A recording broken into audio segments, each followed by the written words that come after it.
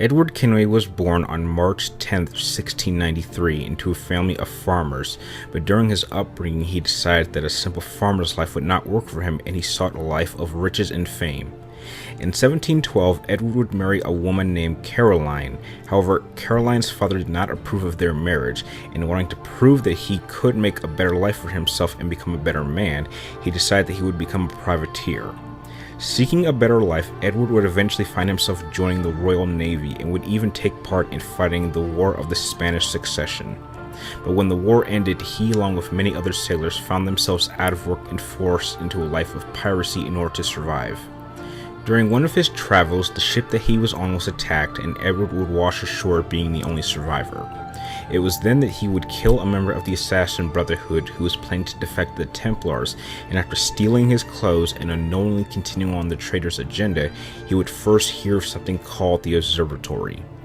Edward's quest to find the Observatory would have him not only fighting against higher-ranking members of the Templar Order, but would also put him at odds with members of the Assassin Brotherhood, who did not like that Edward was only seeking the Observatory for himself and did not work towards a higher purpose. Eventually, thanks to the aid of Captain Bartholomew Roberts, Edward would finally see for himself exactly what the Observatory was and how it operated, but was shortly then after betrayed by Roberts and was taken to a prison on Jamaica. While escaping the prison, his friend Mary Read would die, with her final request being that Edward would do right by her and clean up the mess that he had caused, and from that moment on, Edward would officially ally himself with the Assassin Brotherhood. Seeing that Roberts was a threat to everyone, Edward would hunt him down, only to later find out that the Templars had found the location of the Observatory, and it was there that Edward would have to battle and kill the Templar Grand Master. With the Templars defeated and the Observatory secured, Edward, along with the Assassin Brotherhood, agreed to seal off the Observatory once and for all. After this, however, Edward would receive a letter informing him that his wife Caroline had died of smallpox 2 years ago, but that she had a daughter shortly after Edward had left to become a privateer. Edward would arrange a meeting between himself and his daughter Jennifer, and Edward then moved to London with Jennifer, where he would join the British Brotherhood and eventually be given the rank of Master Assassin. Shortly after gaining the rank of Master Assassin, Edward would meet a woman named Tessa, and by 1725 the two would be married and would even go on to have a son who they'd name Haytham Kenway. Over the next 10 years, Edward would continue to lead the British Brotherhood against the Templars and would even go on to train his son Haytham in their ways. But by December 3rd, 1735, Edward's house would be invaded and his daughter Jennifer would be kidnapped. And after making sure that his wife Tessa and his son Haytham were hidden away, Edward would battle the remaining two invaders, only to be killed by one of them. Connor was born on April 4th, 1756, and was the son of Haytham Kenway and a native woman part of the Mohawk tribe. At the age of 4, while he was playing hide-and-seek with his friend, he was assaulted by a member of the Templars named Charles Lee, who was looking for the location of the precursor site before knocking Connor out. When he awoke, he found his village had been attacked, and unfortunately he was unable to save his mother. In 1769, at the age of 13, the clan mother of the village would show Connor a crystal ball that ended up being a piece of Eden, and upon holding the object he would encounter Juno, who warned him of the Templars and why they must be stopped. Upon regaining his consciousness, the clan mother directed him in the direction of a homestead where former assassin Achilles Davenport was living. Connor insisted that Achilles train him, but he refused. Later that night, Connor was attacked by a group of bandits, and though he fought a number of them off, Achilles saved Connor from the final bandit, then agreed to train him, and then showed him a hidden room in the basement showing portraits of all of the Templar leaders in the colonies. For the next few months, Achilles would continue to train Connor in the ways of the assassins, and after witnessing the Boston Massacre, Achilles would trust Connor with not only a pair of hidden blades, but he eventually trusted him with assassin robes, officially welcoming Connor to the Brotherhood of Assassins. From 1773 to 1775, while Connor was still working to interfere in key Templar operations, he took part in several key events during the American Revolution, which included dumping tea in the Boston Harbor for the Boston Tea Party, riding with Paul Revere during the Midnight Ride warning inhabitants of the incoming British Army, and offering his assistance to the forces of Israel Putnam during the Battle of Bunker Hill. After discovering plans to assassinate George Washington, Connor, with the aid of a Brotherhood ally, would attempt to hunt down the Templar Thomas Hickey. But before Connor could kill him, Connor and Hickey were both arrested and taken to Bridewell Prison. While in prison, Hickey taunted Connor, stating that he would ultimately fail in preventing Washington's assassination before he was moved to a larger cell by Charles Lee and Hatham Kenway. Connor, now working with a fellow inmate, would attempt to recover a key owned by the warden, only to be trapped by Lee and Hickey, who explained that Connor would now be the one to take the blame for the attempted assassination of Washington and killing the warden. The next day, Connor was taken to the gallows to be hanged, but he was immediately rescued by Achilles and his fellow assassins, allowing Connor to kill Thomas Hickey moments later. After killing Hickey, Achilles and Connor made their way down to Philadelphia, where Connor was present during the signing of the Declaration of Independence. During the winter of 1777, Connor would meet Washington at the Continental Camp at Valley Forge, where Washington revealed that a trader by the name of Benjamin Church had stolen a large number of supplies that was meant for the Continental Army, and that he should investigate a nearby church. Upon entering the church, he was ambushed by Hatham Kenway, who suggested that a momentary truce be made so that they could hunt down Church, stating that he had betrayed both the Continental Army and the Templars.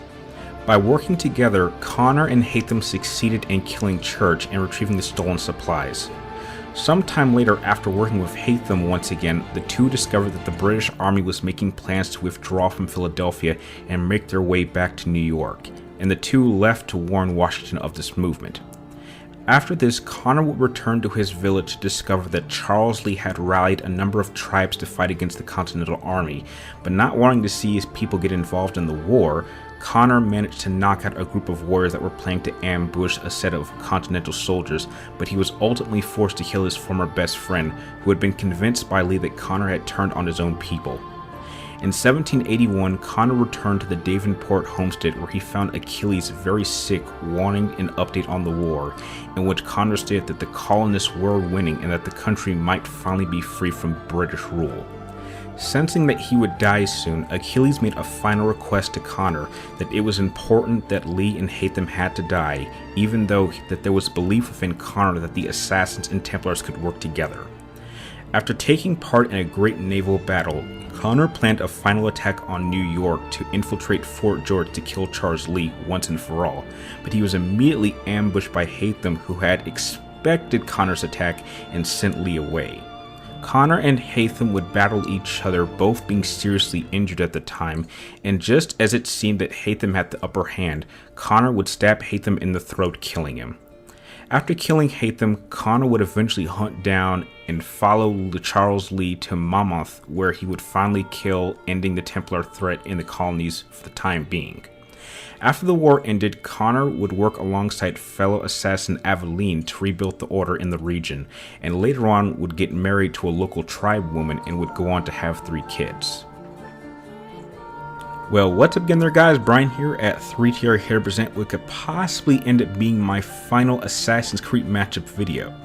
Now, this matchup was built upon a statement that I made this time last year during my first Assassin's Creed matchup, Ezio vs. Edward, that if there was any one assassin who I believe could actually challenge Edward on a fairly equal level in almost every department, then who better to be than his own grandson? So here we are. Now, just like my Ezio vs. Edward analysis, it really only comes down to 2 categories. There will be no need to give either of them any physical edge, because when one really looks at these two, both of them are really in the prime shape of their combative careers. I mean, don't get me wrong, there's room for improvement, but we're really using them at the peak that we have seen them. And even more surprisingly, both Edward and Connor are actually around the same age. Edward was 29 in 1722, and Connor was 26 in 1782.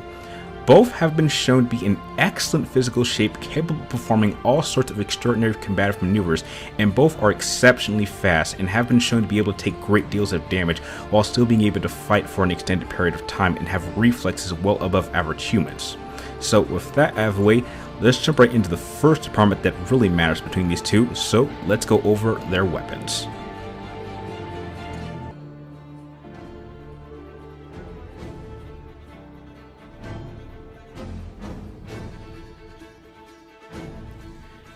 Now, before going into their weapons, there is a side weapon that both of these characters have that they can use but will not be present in this particular match for a specific reason, and that is the use of smoke bombs.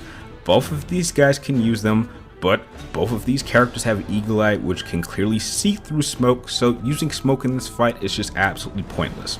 So with that said, Edward in this particular fight will be bringing 5 different combative based weapons into this matchup.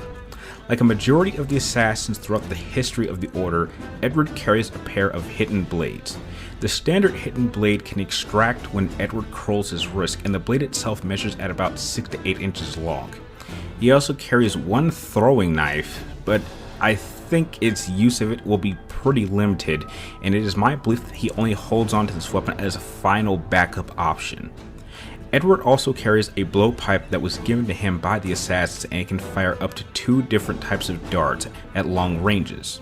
Sleep darts can obviously put opponents to sleep very quickly, while berserk darts can send an opponent into a raging state, attacking everyone in sight.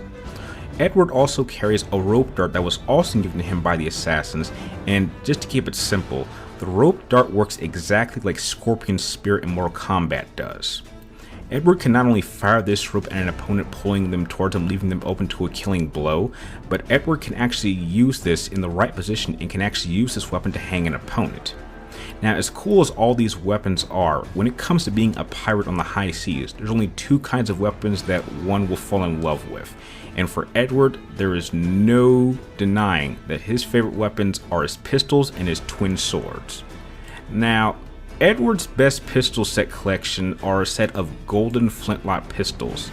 Now these babies are pretty powerful and can not only cause maximum damage to all kinds of opponents, but are very effective at all ranges, and Edward carries 4 of these on him at all times.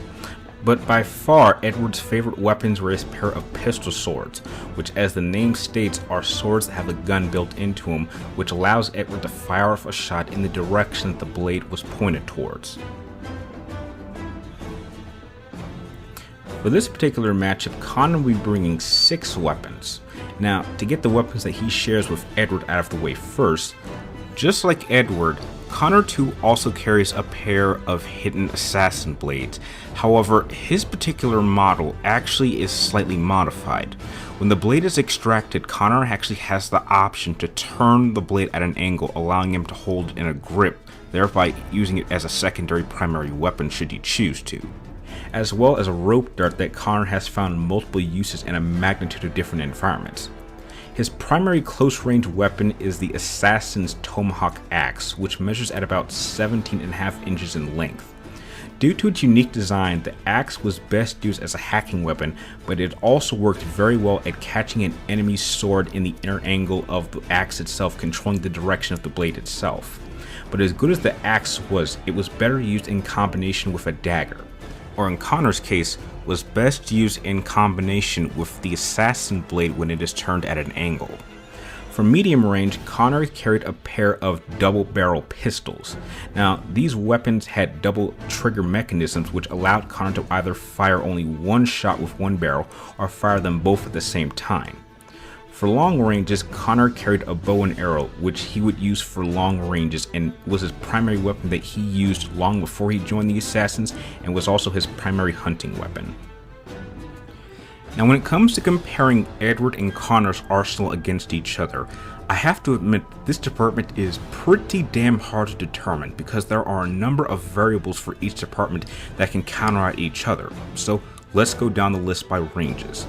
When it comes to close range weapons, there is no question that Connor's modified hidden blades are superior to Edward's, but I do believe that in a purely practical sense, when not applying their martial skills in the equation yet, I do believe that Edward's twin pistol sword combo is superior to the axe and hidden blade combo. Now, I am aware that in the game, Connor can carry 2 primary weapons, but just from what I have seen, he seems to stick solely to his axe. When it comes to medium range, when it comes to their firearms, Edward is carrying more firearms that have slightly better range and accuracy, but Connor's double barrel pistols have a higher firing rate and can do more damage. and the double trigger mechanism does give Connor the option to choose how many bullets he can fire at any one time. So you have range and accuracy against damage and fire rate, and for me it kind of balances out. So when you take into effect that Edward is probably the better shot, but then Connor is pretty experienced evading highly accurate shooters in the form of the British soldiers, then again it kind of cancels out. So when it comes to their medium range, no edge will be given. Now, going into long range, this is where Connor's bow and arrow is clearly the superior weapon.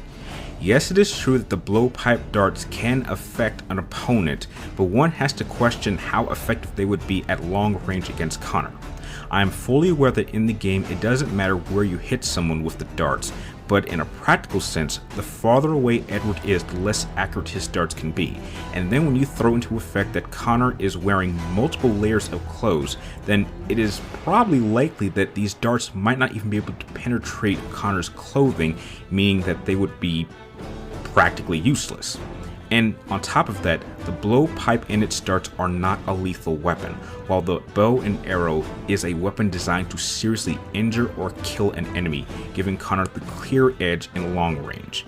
So now we have to go to the tiebreaker, which is the extra weapons, and since both combatants use the rope dart, meaning that both would be able to deal with this weapon and understand how to counteract this weapon, that leaves Edward's throwing knife as the last remaining weapon, and regardless of how I feel that this weapon will play little part in this type of fight, it has to be acknowledged, regardless of how slight the advantage would be. So because of that, I will have no choice but to give the very, very slight edge to Edward when it comes to weapons. But please note that this could have just as easily have been a tie.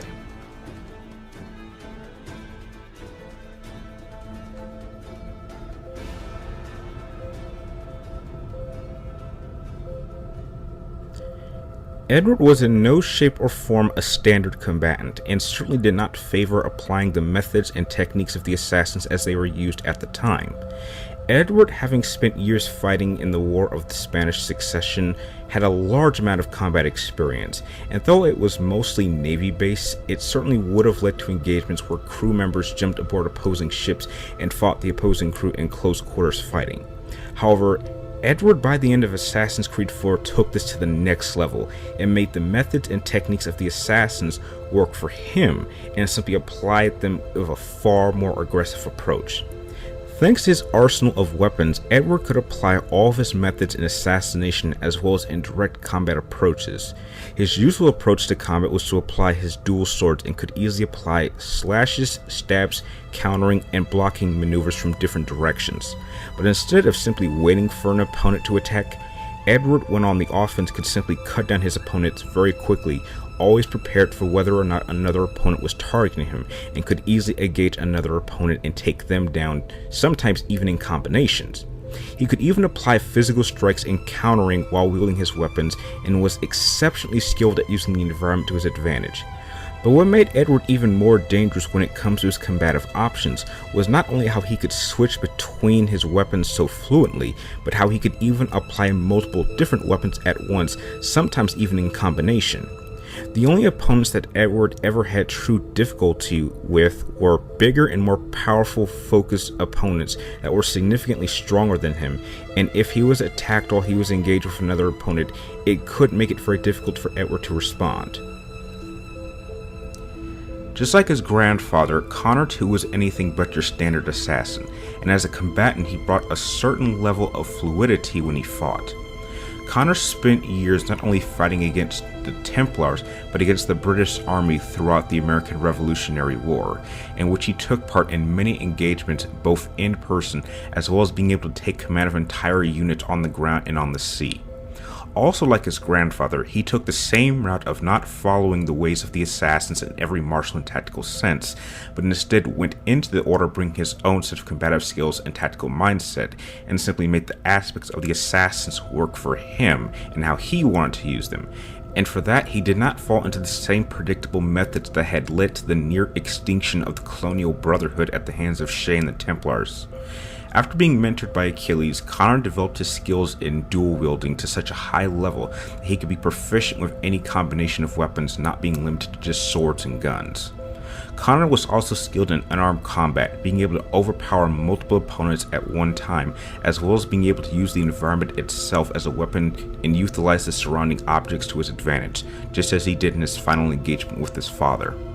Although I did not mention this during Connor's bio, during his time experiencing an alternate reality where George Washington became corrupted with power, after drinking the tea of Great Willow, he was granted supernatural abilities linked to the spirit animals of the wolf, eagle, and bear, and chances are that when he returned to his original reality, it is very much possible that he maintained these powers in one form or another. The first power was called Bear Might, which allowed Connor to create a shockwave that could either kill or injure enemies depending on their distance from him. The second was called Wolf Cloak, which allowed Connor to become completely invisible to enemies, allowing him to perform stealth kills or even eavesdrop on conversations. However, it's unknown whether or not an opponent who had the ability to use Assassin's Eagle Eye would still be able to detect him. His third and final power was called Eagle Flight, which allowed Connor to fly at incredible speeds, allowing him to quickly travel or assassinate guards across short distances to medium distances. Now, before even factoring Connor's supernatural powers, when it comes to comparing Edward to Connor, it is extremely difficult because of how alike they are as combatants. There's an old saying that certain traits can skip a generation, and that is very much true here, because Connor is more like his grandfather than he is his own father. Both went down a similar path of joining the Assassins at a time where they already had a unique martial skill set and tactical approaches and simply adapted the ways of the Assassins to work for them. The question now remains, which culture produced better fighters, pirates or natives? And while an argument could be made for both, when one looks at the fact that the culture of piracy origins was created for naval combat, then I think that principle alone puts Edward at a slight disadvantage. This is no serious knock against Edward, because while his original skill set is naval based, he clearly has toned it to such a high level that it works efficiently in just about any environment. But when you look at the history of opponents that Edward is more accustomed to fighting against, then it's not too hard to believe that just as Edward's fighting methods would be so alien to someone like Ezio, that Connor's fighting methods and tactical approaches would be just as alien to him. Both Edward and Connor are very familiar with fighting against the British, but Connor's familiarity with opponents who favor the use of guns and swords will allow him to adapt much easier to Edward. Though both of these are highly adept and creative fighters, they very much differ in their quality of fighting. When Edward fights, he comes at you like a wrecking ball, with the object being to completely power through an opponent's defenses and overwhelm them, and he can take out any opponent with such force and in so many different ways that even Blackbeard himself called him the deadliest man of the seas.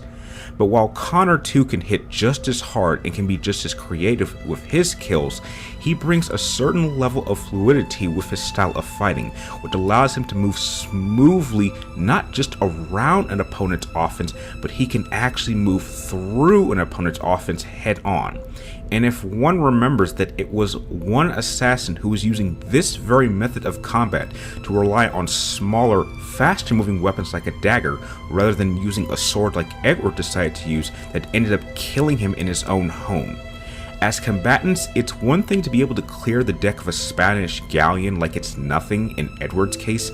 It's another to charge head-on to a British line and move through their ranks of British soldiers that have you completely surrounded in 360 degrees while bullets and cannonballs are being fired all around you, and being able to move through all of this to reach your target with such grace. Edward may have the better set of primary close-range weapons in the form of his pistol swords, but when you analyze them on a martial and tactical sense, Connor's axe and dagger combination would allow him to work through and control Edward's sword maneuvers. Edward may be far better with firearms, but Connor is not only used to these kind of weapons, he has dealt with a much higher concentration of firepower than Edward could possibly dish out towards him. And should Edward decide to increase the distance to probably give him a chance to reload any of his guns or fall back on using his blowpipe, then Connor's bow and arrow would be right there waiting to put him down. And for all of these reasons, Connor gets the edge in martial skills and battle tactics.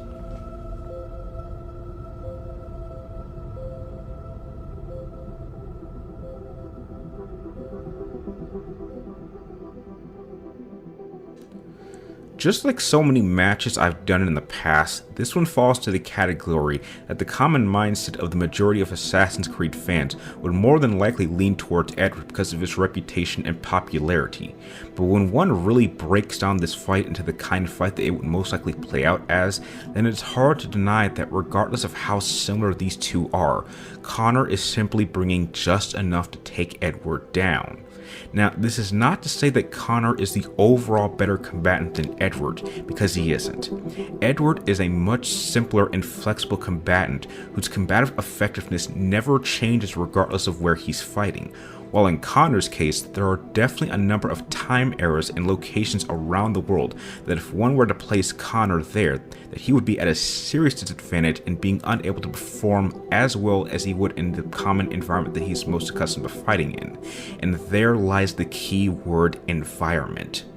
Many of the greatest battles that have ever been fought throughout human history have been decided because one person picked the right location to fight, and the same would play out here. If this fight were to take place on the open seas, meaning that Edward is commanding his Jacksaw and Connor is commanding his Aquila, then not only would the Jacksaw completely blow the Aquila to splinters, but if Edward decided to board the Aquila crew would be slaughtered, with Edward being left to deal with Connor, and with Connor not being on land, he would be at a serious disadvantage. To take down Connor, one simply needs to contain him and reduce his combative options. This can be shown during Connor's final battle with Hatham, as despite being injured, Hatham was successful in getting Connor on the ground, and had he just focused on killing him instead of having a conversation, then it's very much possible that Hatham would have killed Connor right then and there.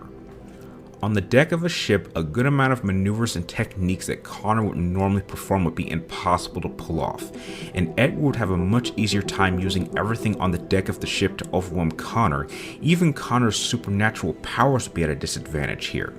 But if this fight were to take place in a vegetated area, like a jungle or forest, then this fight turns from being a head-to-head contest to more of a game of stealth, in which the winner would be who could catch the other off guard first, in which the winner would be undoubtedly Connor. Which means that this contest must be decided on open ground, where the limitation of a ship at sea or the advantages of a force to provide any kind of cover cannot play a factor, and in that kind of engagement, Connor has just enough to outfight Edward. But this fight will be no easy contest, and from beginning to end, Connor is going to have a very steep uphill battle to deal with, and by the end, he is going to be battered, bloodied, with multiple injuries, several bruises, several cuts, and perhaps at least one gunshot wound. But even with that said, there is one element that clearly places Connor above Edward, and that is the fact that Edward has no way to respond to Connor's supernatural powers. Whether or not Connor decides to use them or not will depend on how close of a fight he wants to make this. If he decides not to use them, then this fight will literally go down to the wire. But if he decides to use them, then by the time this fight gets to the halfway mark, Connor is going to have a pretty good idea of Edward's combative capabilities. Then once he busts these powers out, Edward won't know what to do. In conclusion, while Connor and Edward would be able to match each other point for point on a physical level throughout this fight, when it comes to their arsenals and when taking what weapons they do have in common out of the equation, though Edward's arsenal as a whole gives him the slight advantage over Connor, Connor's unique fighting style would allow him to maneuver through Edward's offensive attacks, being so familiar with firearms and swords, and while there is no way Connor is going to win this fight hands down, since Edward is such a dirty and aggressive fighter, which practically guarantees that he's going to get a good number of hits on Connor, in the event that things get really bad for Connor, either from a lucky shot or getting several injuries from one of Edward's offensive maneuvers, then Connor would step up his game and turn this fight into either a battle of attrition or using his powers of the Wolf Cloak to perform one of these possible three conclusions. He will either use the cloak to get close enough to follow it up with a bear might attack, leaving Edward open to getting an axe in the chest. He would either sneak up behind Edward, stabbing him in the back with his dagger, much like the assassin who did kill Edward did, or he would use the cloak to grant him the distance so Connor could fall back on using his bow and arrow to finish Edward off. And with Edward at this point in the fight being too injured to perform any extreme evasive maneuvers, he would be left exposed and brought down. So with all that said, I declare Connor the Colonial Assassin, the winner.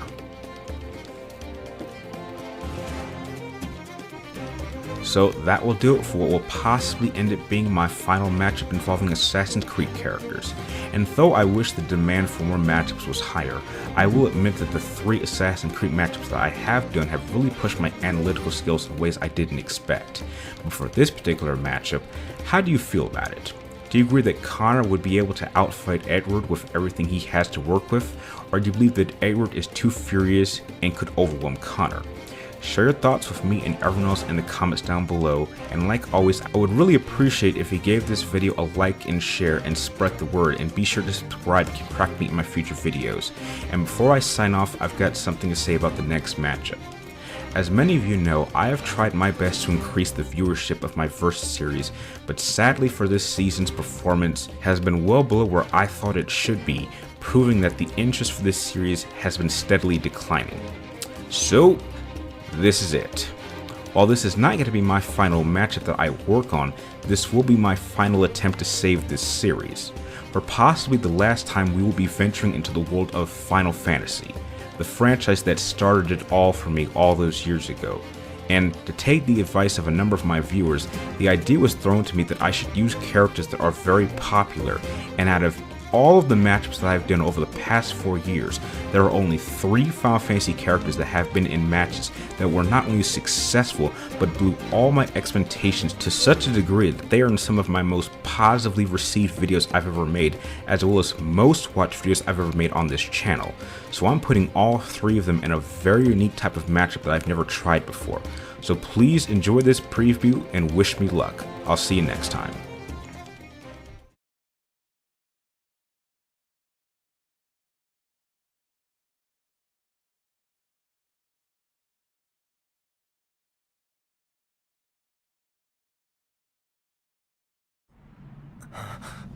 So what if it looks hopeless?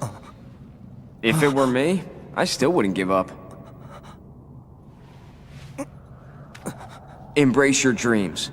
And, whatever happens, protect your honor as soldier. Well, okay. You never made soldier. But it's what's in here that counts. Zack.